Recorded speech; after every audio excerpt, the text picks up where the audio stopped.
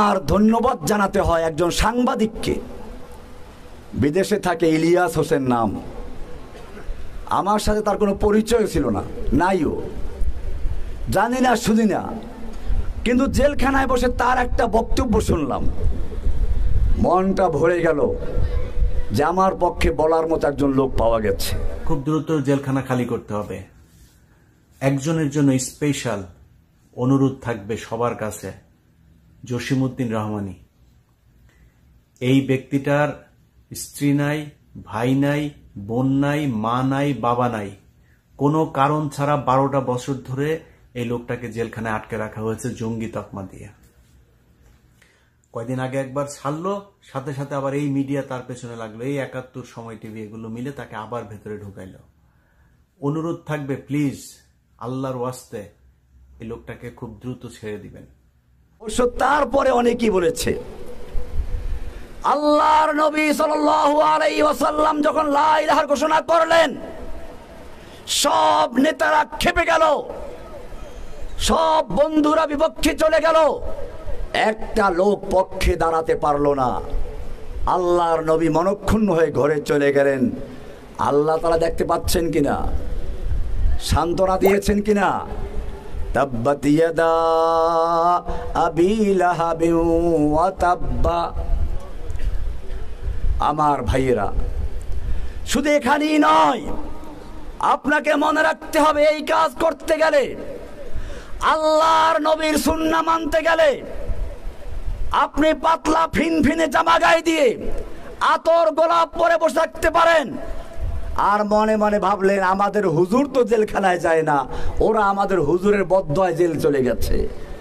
ওই যে আছে না, ইল্লা তারাকা বাদু আলিহাতিনা, নবীদের যখন কোনো বিপদ আসতো তখন ওই কুফাররা বলতো কি, আমাদের কোনো ইলাহ, কোনো দেবতা, আমাদের কোনো দেব দেবী তার উপরে বদদোয়া দিয়েছে, তাই সে বিপদে পড়েছে। ইল্লা তারাকা বাদু, জেনে রাখো তোমার আমার চেয়ে আল্লাহর নবীর চেহারা অনেক সুন্দর ছিল, তোমার আমার চেয়ে আল্লাহর নবীর ইবাদত বেশি ছিল, তোমার আমার চেয়ে আল্লাহর নবী আল্লাহর কাছে অনেক প্রিয় ছিল। আল্লাহর নবী রাস্তায় চলতে গেলে মেঘমালা এসে ছায়া দেয়, নবীর উপর দিয়ে কেউ চলতে গেলে ওহী নাযিল হয়ে যায়। লা তুকদ্দিমু বাইনা ইয়াদাইল্লাহি ওয়া রাসূলিহি, খবরদার নবীর সামনে কেউ চলতে যেও না, নবীর চেয়ে জোরে কেউ কথা বলতে যেও না। নবীর চেয়ে আওয়াজ উঁচু হয়ে গেলে বলা হয়, ইয়া আইয়ুহাল্লাযীনা আমানু লা তারফাউ আসওয়াতাকুম ফাওকা সাওতিন নাবিয়্যি ওয়া লা তাজহারু লাহ, খবরদার নবীর আওয়াজের চেয়ে জোরে কথা বলবি না, সব আমল বরবাদ হয়ে যাবে। কি ভালোবাসা দেখেছেন। সর্বশেষ যার উপরে ওহী নাজিল হবে, প্রধান মেহমান, তার মঞ্চটাও তো ওইরকম হওয়া দরকার। এই জন্য ইব্রাহিম আলাইহিস সালামকে আল্লাহ বললেন, মঞ্চ তৈরি করো। ওয়াইদ ইয়ারফাউ ইব্রাহিমুল কওয়াইদা মিনাল বাইতি ওয়া ইসমাঈল রব্বানা তাকাব্বাল মিন্না ইন্নাকা আনতাস সামিউল আলিম।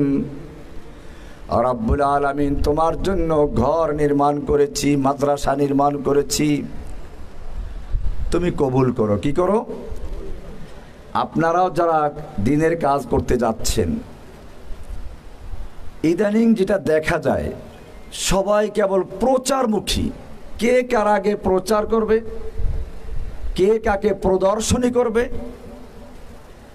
এটার যেন প্রতিযোগিতা হচ্ছে। আবার বলে যে এটা ইখলাসের সঙ্গে করছি। আরে ভাই, যেই ইখলাস প্রকাশ পায় ও ইখলাস भी इखलास की तरफ मोहताज है। কি বললাম?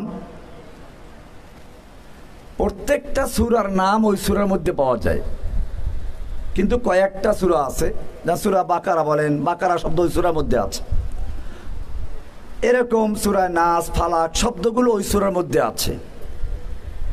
কিন্তু সূরা ইখলাসটা তালাশ করেন, তার মধ্যে ইখলাস আছে? ইখলাস পাওয়া যাবে? কেন নাই জানেন? ইখলাস ये जिक्र करने की चीज नहीं है, अगर जिक्र किया जाए तो फिर वो इखलास नहीं है, वो इखलास भी इखलास की तरफ मोहताज है। इखलास কোনো উল্লেখ করার জিনিস নয়। যদি ইখলাস উল্লেখ করা আমি ইখলাসের সাথে করেছি, খালিস আল্লাহর জন্য করেছি, আরে ভাই তুমি যদি আল্লাহর জন্য করো তো আল্লাহ তো দেখতেই পাচ্ছ, তো বলার দরকারটা কি? তুমি যখন বলছো বোঝা গেল ইখলাস তোমার নেই, ওই ইখলাসকে আবার ইখলাস করো।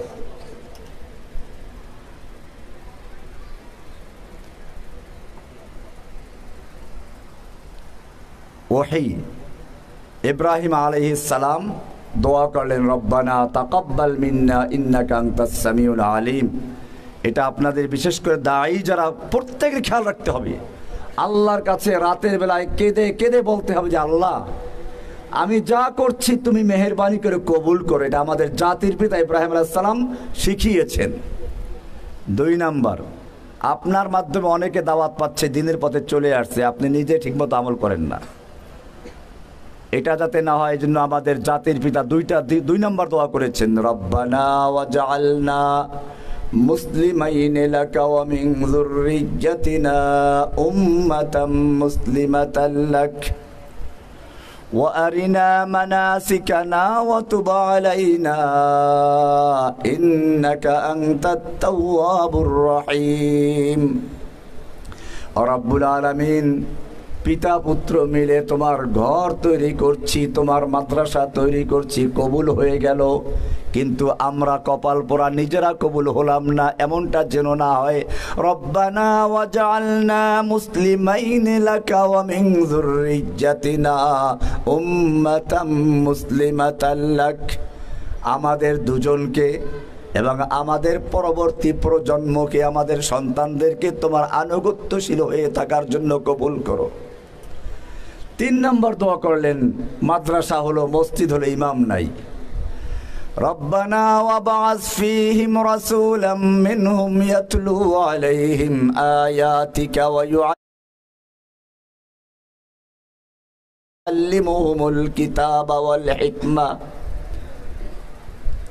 তোমার জন্য মসজিদ তৈরি করেছি, মাদ্রাসা তৈরি করেছি, এখন শিক্ষকের প্রয়োজন, তুমি শিক্ষক দান করো। ওয়াবআস ফীহিম রাসূলাম মিনহুম, তাদের মধ্যে একজন রসুল দাও তাদের থেকেই।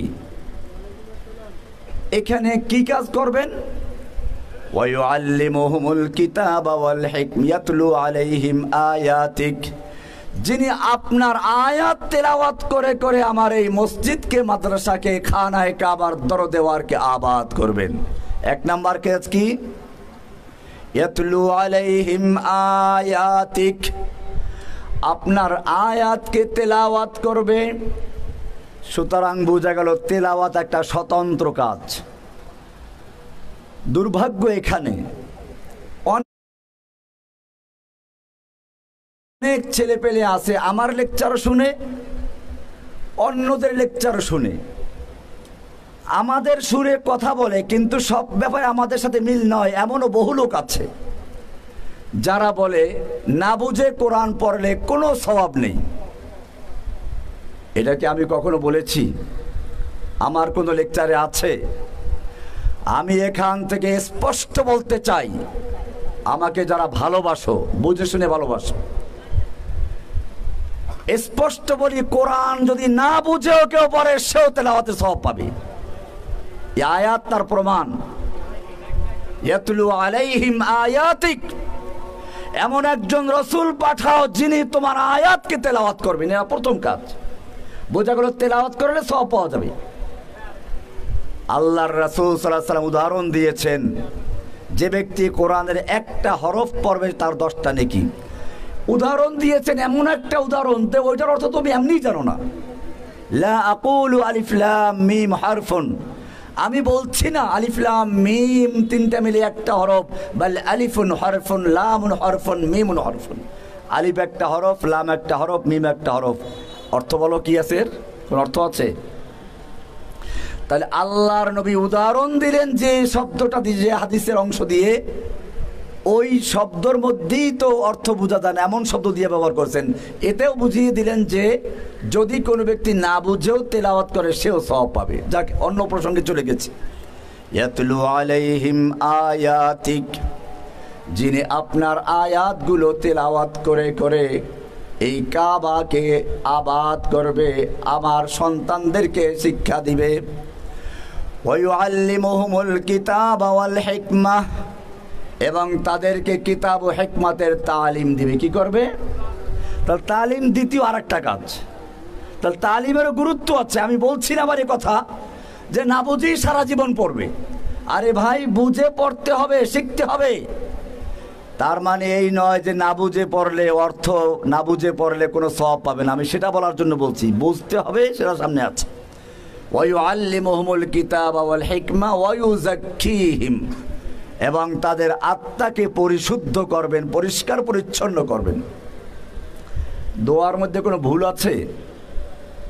কোনো ভুল আছে কিনা? আমার লেকচার তো আপনারা শুনলে ধরার কথা যে ভুল আছে এখানে। আমি উদাহরণ দিয়ে বলি যে একটা পুরাতন বিল্ডিংয়ে রং করতে গেলে আগে ওই বিল্ডিংয়ের রংটা ঘষে মেজে ধুয়ে মুছে পরিষ্কার করতে হয়, তারপরে নতুন রং করতে হয়, ঠিক কিনা? এখানে তাজকিয়া ওয়ায়ুযাক্কিহিম শেষে গেছে, ওয়ায়ুআল্লিমুহুমুল কিতাব ওয়াল হিকমা হচ্ছে নতুন রং, এটা আগে চলে আসছে। তাহলে দোয়ায় ভুল আছে না? ইব্রাহিমের দোয়ার মধ্যে ওয়ায়ুযাক্কিহিম শেষে চলে গেল, ওয়ায়ুআল্লিমুহুমুল কিতাব ওয়াল হিকমা আগে চলে আসলো। আল্লাহ রাব্বুল আলামিন এই দোয়া কবুল করতে গিয়ে যে আয়াত নাজিল করেছেন সূরা জুমার 2 নম্বর আয়াত, হুয়াল্লাযী বাআসা ফিল উম্মিয়্যিনা রাসূলাম মিনহুম ইয়াতলু আলাইহিম আয়াতিহি ওয়া ইউযাক্কিহিম। ওয়ায়ুযাক্কিহিম আগে চলে আসছে। হুয়াল্লাযী বাআসা ফিল উম্মিয়্যিনা রাসূলাম মিনহুম ইয়াতলু আলাইহিম আয়াতিহি, আল্লাহ যিনি রাসূল প্রেরণ করেছেন উম্মীদের মধ্যে, তাদের ভিতর থেকে একজন যার কাজ হচ্ছে ইয়াতলু আলাইহিম আয়াতি, আমার বান্দাদের সামনে আল্লাহর আয়াতকে তেলাওয়াত করবেন, তেলাওয়াত করে করে ওয়ায়ুযাক্কিহিম, তাদের আত্মাকে সমস্ত শিরিক বেদাত এবং সমস্ত গুনাহের কাজগুলো থেকে পরিষ্কার পরিচ্ছন্ন করবেন। তাজকিয়া আগে চলে এসেছে। তাজকিয়ার গুরুত্ব আছে, এর উপরে আমার বইও আছে, তাজকিয়াতুন নুফুস। আমাদের বিরুদ্ধে অপবাদ দেওয়া হয় আমরা তাজকিয়াকে অস্বীকার করি, নাউযুবিল্লাহ। আমার তো এর উপর বই আছে। আত্মশুদ্ধি, তাজকিয়াতুন নুফুস, এর গুরুত্ব অপরিসীম। আল্লাহর নবীর যে 4টা কাজ, তার মধ্যে একটা কাজ হচ্ছে ওয়ায়ুযাক্কিহিম। এটাকে কোনো মুসলমান অস্বীকার করতে পারে? তাহলে আমাদের বিরুদ্ধে কেন অপবাদ দেওয়া হয়? ওয়ায়ুযাক্কিহিম। তবে তাজকিয়াটা হবে কিসের মাধ্যমে সেটা উল্লেখ করা আছে। আপনার আয়াত তেলাওয়াত করে করে কোরআনের রাতের মাধ্যমে ঘষে ঘষে মনের ভিতরে যত রকমের শিরিক বিদআত আর পাপ পঙ্কিলতা আছে সবগুলো পরিষ্কার করার জন্য কোনো বুজুর্গের ফু দিয়ে নয়, তাওয়াজ্জু দিয়ে নয়, রাতটা হবে কোরআনের আয়াত দেখে দিয়ে। এখানেই পার্থক্য বুঝে আসছে? ওয়ায়ুযাক্কিহিম, ও রব্বুল আলামিন কোরআনের আয়াতের মাধ্যমে, তোমার বিধানের মাধ্যমে সমস্ত পাপ পঙ্কিলতা শিরিক বিদআত থেকে পরিষ্কার পরিচ্ছন্ন করবে। খ্যাত পরিষ্কার হয়ে গেল, এবারে নতুন রং করো, নতুন বীজ রোপণ করো।